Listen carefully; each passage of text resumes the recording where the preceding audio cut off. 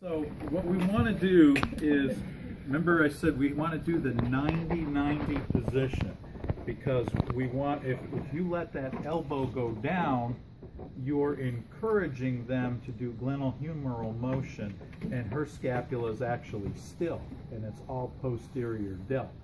So that's why we want to come up here where we're actually putting the posterior delt at its shortened or outer range.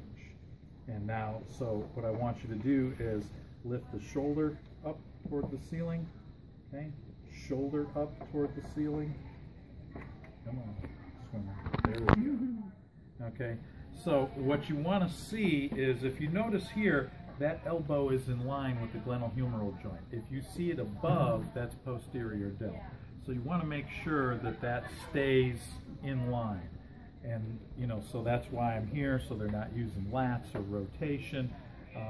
And that's where sometimes your resistance here will encourage them to use the glenohumeral joint. So that's why oftentimes if you come up here, you know, and you've got your resistance, you know, there, you don't always have to stabilize their scapula. Come on up.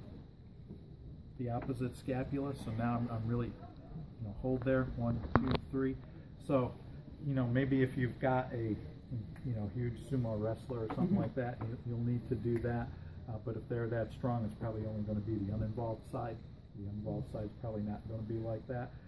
You know, so feel free to, you know, to kind of block that too, so they can't elevate that elbow. It's going to go into your forearm, and then you're going to get a little bit better isolation of that trap.